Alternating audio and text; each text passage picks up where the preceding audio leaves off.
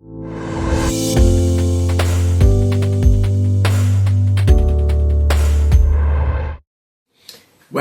continuamos rapidito con la tercera parte del estudio bíblico, las bendiciones espirituales en los lugares celestiales. Y usted me dirá, bueno, pero todavía tú tienes la misma ropa. Lo que pasa es que ustedes saben que estoy grabando bajo el mismo día todos los videos correspondientes al capítulo 1 de la carta a los Efesios. Y no voy a abundar mucho porque en este video quiero abarcar un poco más. Así que vamos ahora rapidito. Padre, te damos gracias por esta nueva oportunidad que tú me brindas de estar nuevamente entrando a los hogares de tus hijos con el único propósito de que sean bendecidos por medio de esta palabra, por medio de esta enseñanza, la cual tú, mi Dios, quiere que llegue al corazón de ellos. Es mi propósito del mensaje, que sean edificados, al igual que es tuyo también es el mismo, que sean edificados, Señor, para que crezcan y puedan conocer tu voluntad, tu propósito y tu plan. En el nombre de tu Hijo amado Jesucristo, que te lo ruego. Bueno, nos quedamos con la pregunta, ¿cómo llegamos a ser santos sin manchas delante del Padre? Ya hemos explicado lo que significa santos y lo que significa manchas. Mire el video número 2 y ahí usted va a encontrar los significados. Y nos quedamos entonces en Efesios, un poco más adelante de la misma carta. Efesios 2, del 8 al 10. Busque su Biblia para que la tenga ahí aparte. Mírela, vaya conmigo a los textos. Y si usted no puede estar brincando los textos, pues le sugiero que cuando usted esté mirando este video, pues usted detiene el video, busque el capítulo, la carta o el libro y entonces vayamos a ir sobre él, para que puedan tener una mejor comprensión de la Escritura. Recuerden que mientras más nosotros tenemos conocimiento del texto bíblico, nuestra intimidad, nuestro crecimiento, nuestra relación con Dios va a ser mucho mayor. Porque por gracia, y esta gracia, no me recuerdo si lo expliqué en el texto, en el primer capítulo, en el primer video, es el favor que Dios extiende voluntariamente a la humanidad por cuanto Él quiere bendecir a la humanidad. Por gracia soy salvo por medio de la fe. Y cuando hablamos de fe, y este tipo de fe dentro de este contexto significa la persuasión de Dios sobre lo que le agrada. Es decir, mediante la fe Dios te ha persuadido a ti hacer las cosas que le agrada. Y eso es fe en el contexto en el que Pablo está hablando acá. Dios me persuadió a mí de hacer las cosas que a Él le agrade. Y yo siempre las hago. Y Él espera que usted también responda de la misma manera. ¿Bien? Y dice, y esta salvación, pues la salvación es de la ira. Voy a explicar esto. Y en este texto también vamos a coger un poquito. Porque por gracia soy salvo por medio de la fe, y esta salvación es de la ira, no salvo para justificación de vida, como nos dice Romanos 5, del 8 al 10, y lo voy a leer rapidito.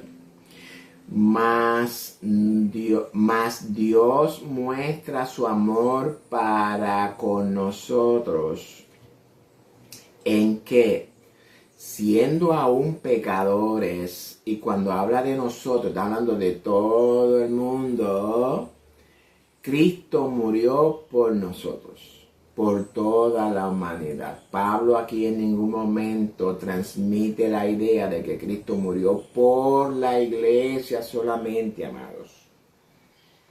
Todos los maestros, todos los teólogos, todos los eruditos armonizan en que Cristo murió por toda la humanidad, excepto algunos que no lo creen así.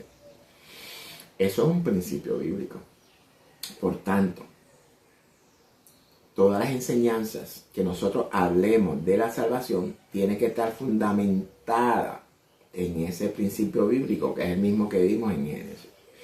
Ahora bien, dice el verso 9, pues, dice, si Cristo murió por nosotros, pues mucho más estando ya justificado en su sangre, es decir, estando ya toda la humanidad justificada en la sangre de Cristo, justificada para vida, esa justificación de vida no los exime de la ira.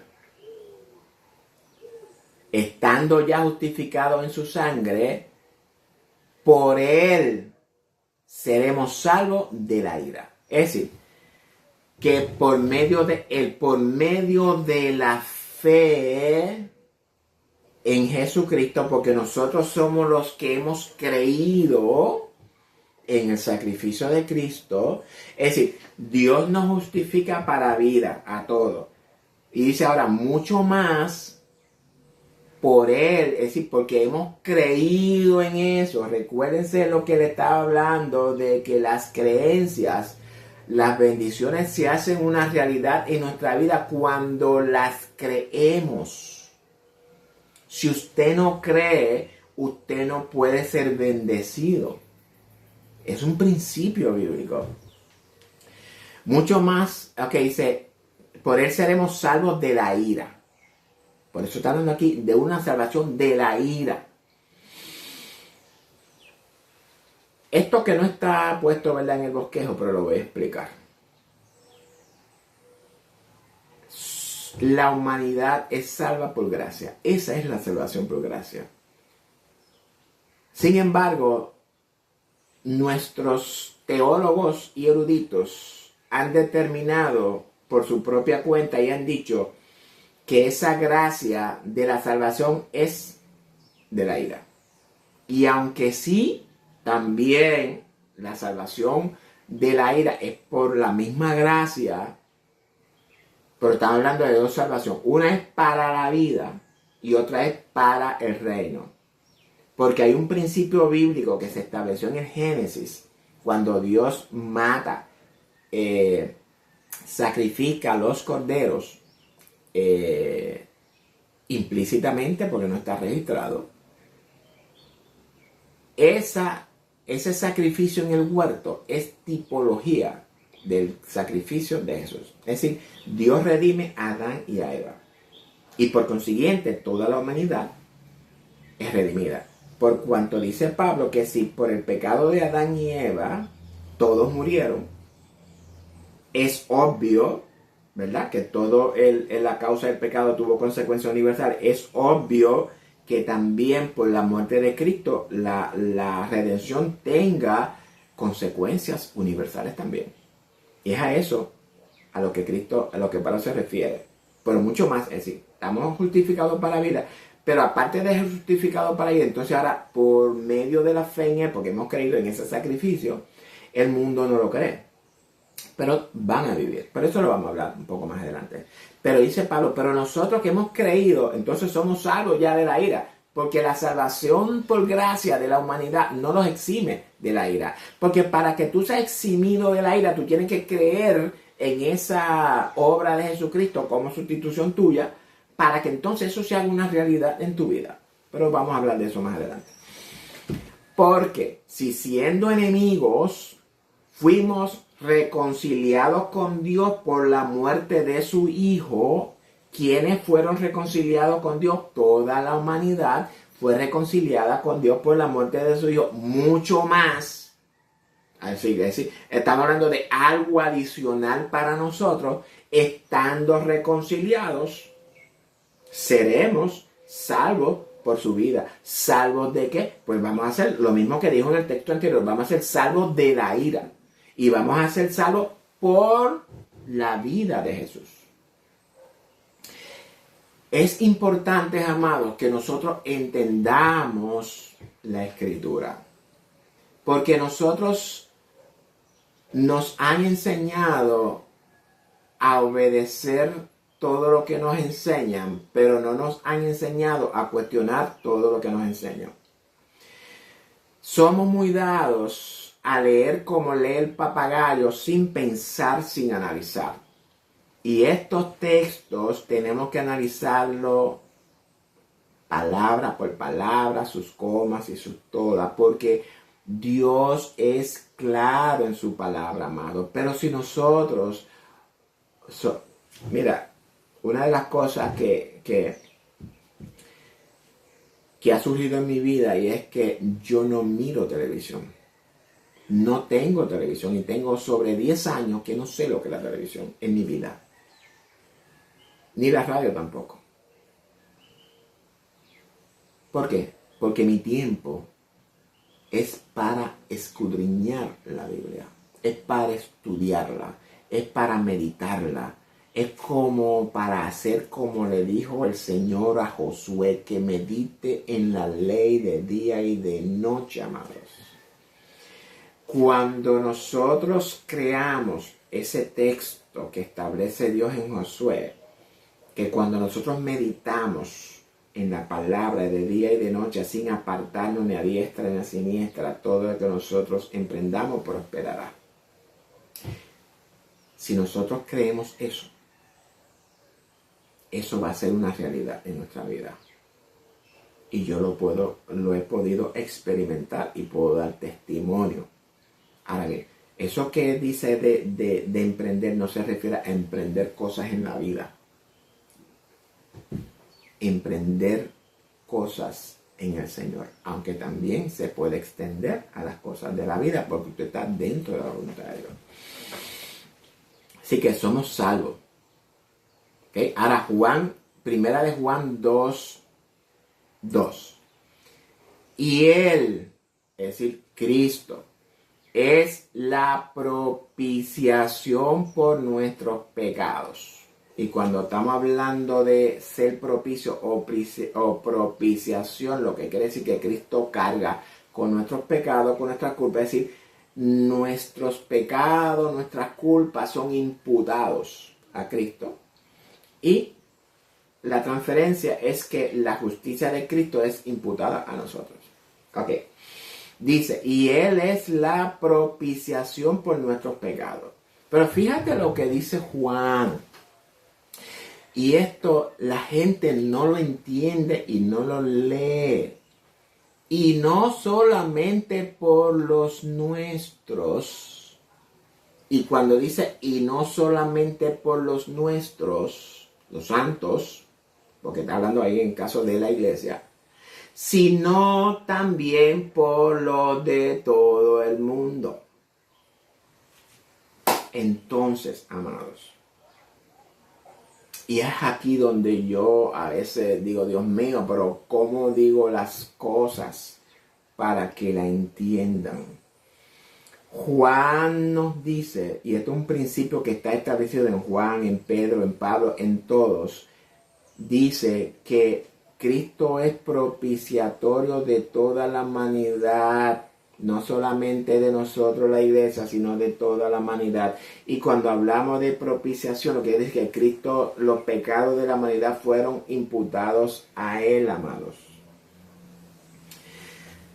Lo que nos quiere revelar el texto con esto es que toda la humanidad ha sido justificada para vida.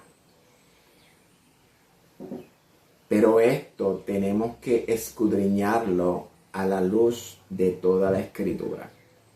Porque, y aunque el Nuevo Testamento no enfatiza mucho en la salvación de toda la humanidad, por cuanto el Nuevo Testamento, el Nuevo Pacto se enfoca, ¿verdad?, en la salvación por medio de la fe de Abraham. Pero cuando vamos al Antiguo Testamento, los libros proféticos están llenos de este mismo principio bíblico, amado. Pero a nosotros nos han enseñado que los profetas, que el Antiguo Testamento, que todas esas cosas no nos corresponden a nosotros, amado. Sin el Antiguo Testamento no hubiese existido el Nuevo Testamento. El Nuevo Pacto, mejor dicho. No nos están enseñando correctamente a estudiar las Escrituras, a analizarlas, a interpretarlas de la manera correcta, porque nos están desviando con enseñanzas. Una de las cosas que más yo odio es cuando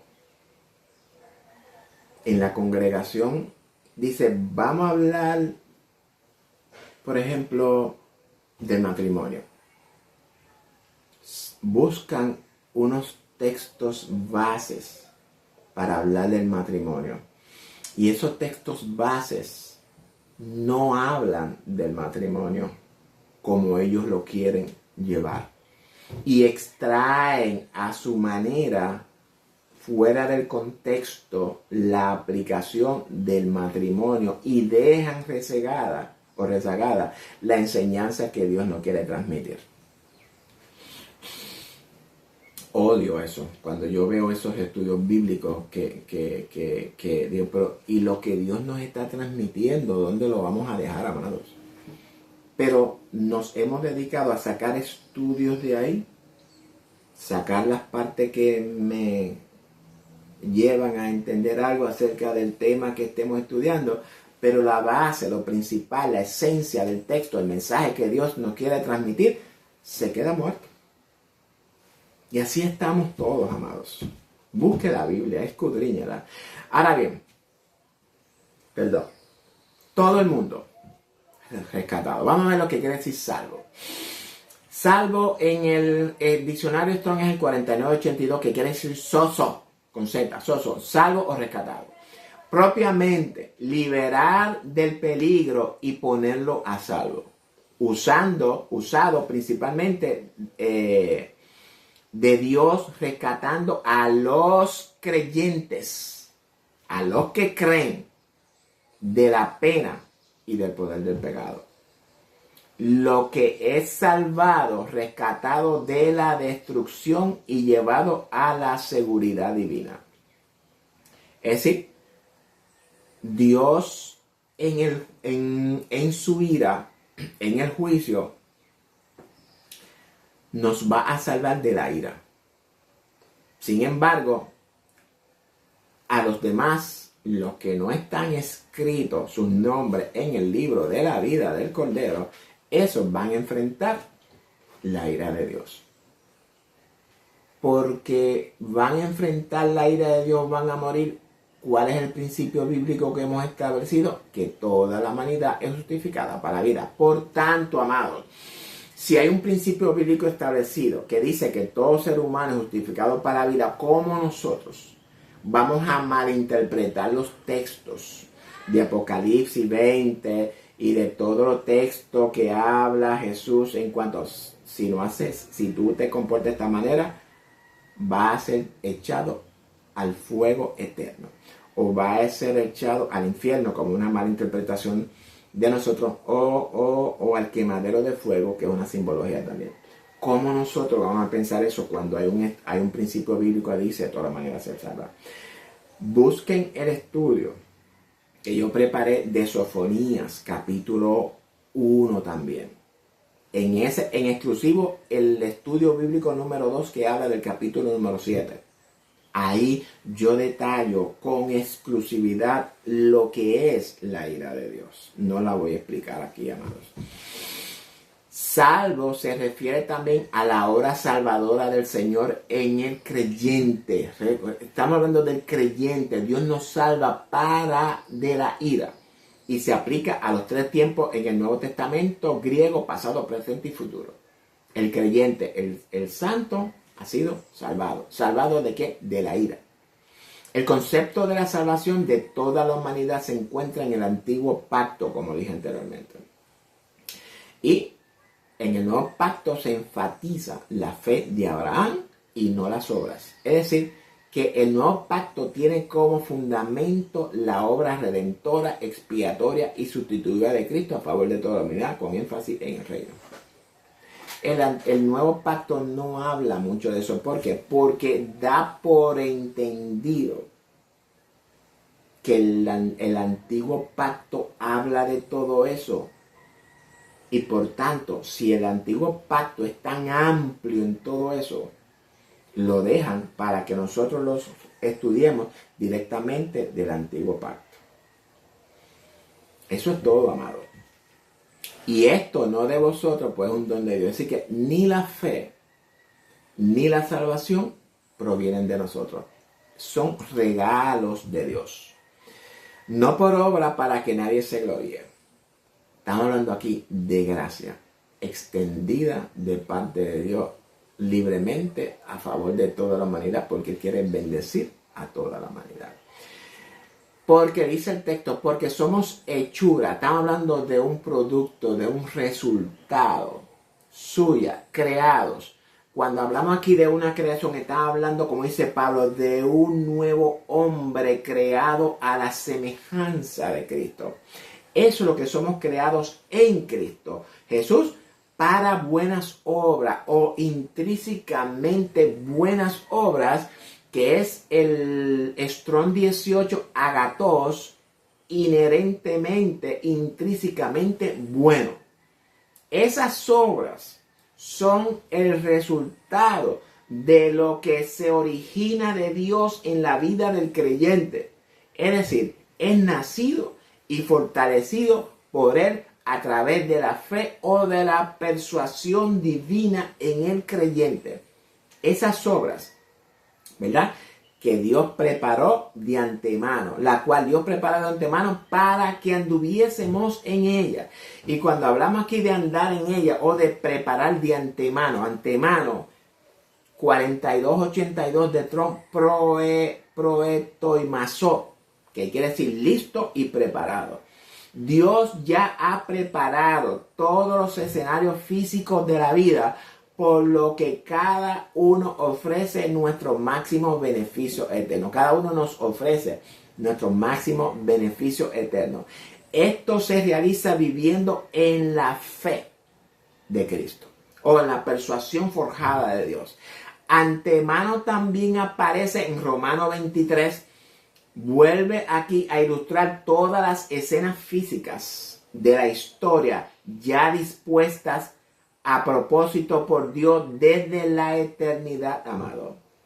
Cada escena está perfectamente sincronizada por el Señor para ofrecer un significado igual y eterno, incluso aquellas que involucran sufrimiento. En resumen, esas buenas obras son las obras de Jesús, las obras de justicia obradas en Jesús, preparadas de antemano para que en Jesús nosotros también anduviésemos en esas mismas buenas, intrínsecamente buenas obras preparadas por el Señor. Ahora bien,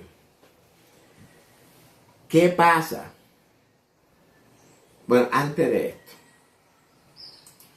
yo espero que estemos entendiendo, que hayamos entendido lo que Dios nos está transmitiendo.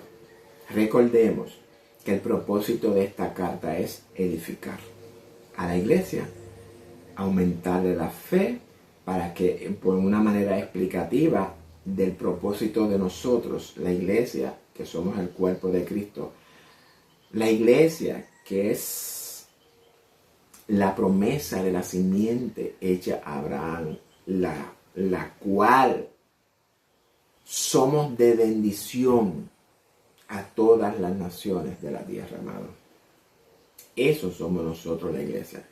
Somos un agente de bendición para toda la humanidad en la tierra. Comparta este estudio con sus amigos y familiares, porque aquí lo que usted está aprendiendo aquí, amados, usted no lo va a aprender en ningún instituto bíblico, en ninguna universidad teológica, ni en ninguna clase bíblica local. Tengo que decirlo de esta manera.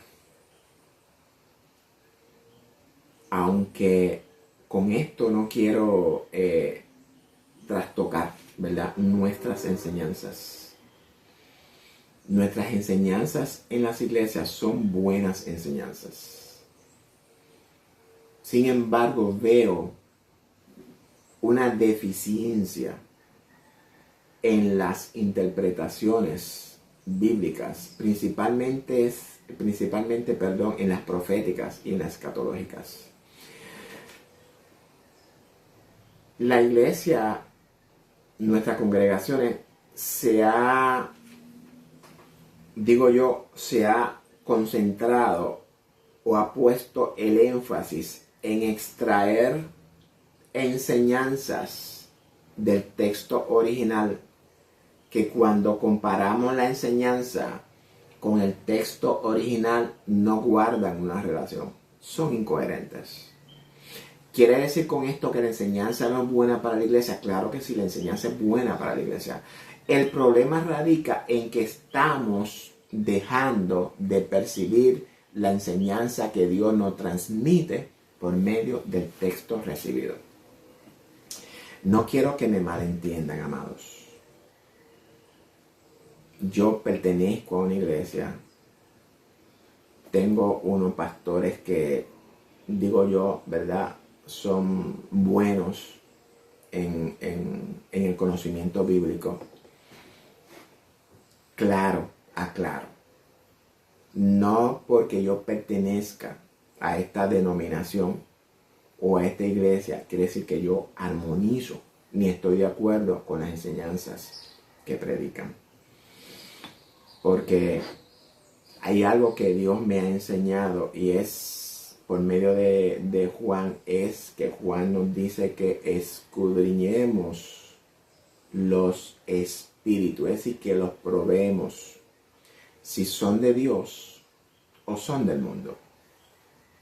Y para esto necesitamos pedirle a Dios que nos dé discernimiento espiritual. Discernimiento espiritual es una capacidad que nos ayuda a nosotros a diferenciar o a distinguir cuando hay, en el caso de la enseñanza, cuando hay una enseñanza que está alineada con la escritura o cuando hay una enseñanza que se desvía de la escritura. Doy gracias a Dios que me ha dado ese privilegio. Cuando yo me siento a escuchar un estudio bíblico, me siento a escuchar una predicación, mis oídos están bien parados y mi mente está enfocada en lo que la persona está hablando. Ahí yo no tengo interrupción ni que de pensamiento de otras cosas. No, yo me enfoco en lo que la persona está hablando, predicando y enseñando. Y mi mente corre como una computadora y va haciendo matching con la palabra. Matching. Esto choca, esto pasa.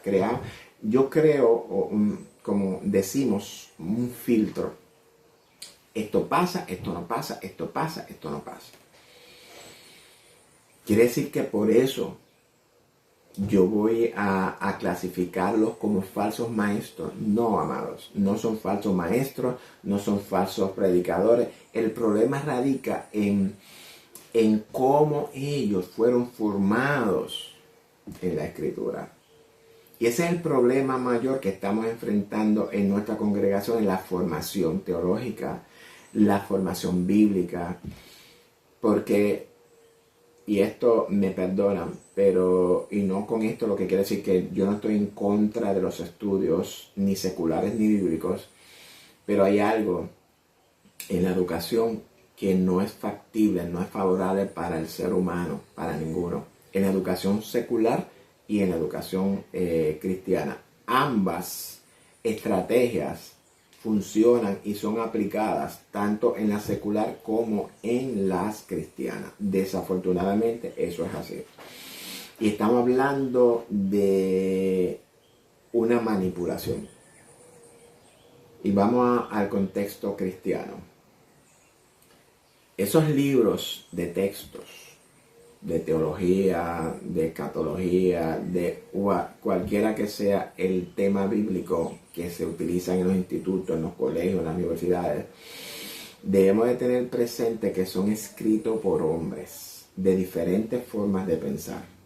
Gentes que han interpretado la Biblia privadamente. Cuando Pedro dice que la profecía bíblica no es de interpretación privada. ¿Qué es lo que pasa? Eso se escribe y a nosotros en los institutos, en la universidad, nos dicen que nos regimos por eso que está escrito ahí. Sea bueno o sea malo, es lo que nosotros vamos a aprender y por consiguiente es lo mismo que vamos a enseñar. Tiene que ser una persona muy abierta de mente y una persona muy que haya estudiado la palabra que cuando lea eso, pero esto me choca. Tiene que ser una persona que tenga una relación cercana con Dios para poder detectar esas falsas enseñanzas que están mezcladas. No sé si es consciente, no sé si es inconscientemente, no importa la razón que sea, no deja de ser una enseñanza falsa. Y esto es a lo que yo me refiero, que debemos de tener mucho cuidado, amados, cuando nosotros estudiamos la Biblia. Mira que yo busco referencias de todos. Y tú ves, esta no armoniza con la palabra, esta no armoniza con la palabra, esta más o menos.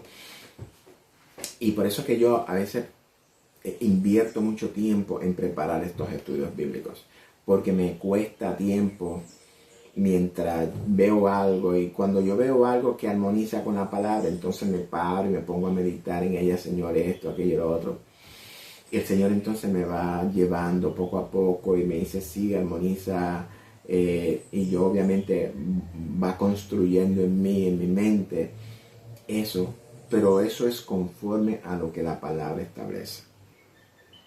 Mira que yo estuve buscando un significado de una palabra y por más que busqué, el significado no me armonizaba con el texto y lo tuve que deshacer.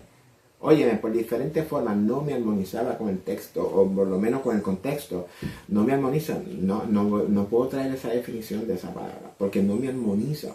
El significado griego, y estoy hablando del texto recibido, el griego no armoniza con lo que plantea la Biblia. El problema es que como yo no sé griego, no puedo tomar las expresiones griegas y formarlas en oración. Yo no sé griego. Entonces, pues, me voy a las etimologías de las palabras y conforme a lo que entiendo, pues, la traducción, pues, veo si la traducción armoniza con el texto recibido y puede ser que la acepte, otras veces no la acepto. Es bien importante, amados, que nosotros entendamos la escritura desde su origen, como fue escrita en el texto recibido. Hay una aplicación que se llama The Discovery Bible, que se la voy a recomendar para que ustedes, si son maestros, la utilicen. Una herramienta muy buena, me ha ayudado a mí bastante. Cuesta, qué sé yo, como $400 y pico, pero usted lo puede coger mensual. Es una herramienta que tiene el diccionario Strong, tiene comentarios, esto, aquello, lo otro, pero para que usted pueda hacer un buen estudio bíblico, usted necesita tiempo, invertir tiempo en esto. Y yo le voy a recomendar The Discovery Bible. Búsquela, levántela, esfuércese, sea valiente, póngase a estudiar la escritura. No cuesta nada. Recuerden que su salvación está en juego. Y cuando usted dedica 1, 2 o 3 horas a la televisión, usted está perdiendo, malgastando el tiempo que Dios le dio a usted. Y ese tiempo malgastado va a ser cuestionado cuando usted esté delante del Señor. Todo tiempo malgastado. Recordemos que lo más importante, el oro que Dios nos ha dado, es nuestro tiempo. Aprovechemos el tiempo ya que estamos en los tiempos finales. Amén. Así que vamos a terminar esto con una pregunta. ¿Qué pasa si las personas deciden firme y libremente no aceptar el maravilloso plan de Dios preparado para ellos desde la eternidad? Esta pregunta la vamos a contestar en el próximo video. Si usted es un amigo que no se ha reconciliado todavía con Cristo, que usted no conoce a Cristo, le exhorto a que hoy tome la decisión más importante de su vida. Arrepiéntase de sus pecados, confiéselos a Dios. El próximo paso es buscar una iglesia cristiana evangélica que predique la verdad sin excepción. La verdad limpia, la verdad pura. Háblese con el pastor de la congregación. Explíquele, expóngale que usted quiere reconciliarse con Dios, que usted se arrepiente de sus pecados y Él lo va a guiar a usted en el proceso de su conversión. Y si no lo logra conseguir en el proceso de que usted lo consigue, comuníquese conmigo vía WhatsApp de mensaje al 787-616-1377 y con mucho gusto yo le voy a ayudar, yo voy a orar por usted, voy a interceder por usted para que el Señor le perdone, para que el Señor perdone sus pecados, lo entre a la familia de Dios, lo haga su hijo y si hijo también lo haga heredero del reino. Hay un reino esperando por usted, amigo, y hay un reino esperando por usted, amada iglesia. Seamos sabios, no desperdiciemos nuestro tiempo en banalidades del mundo.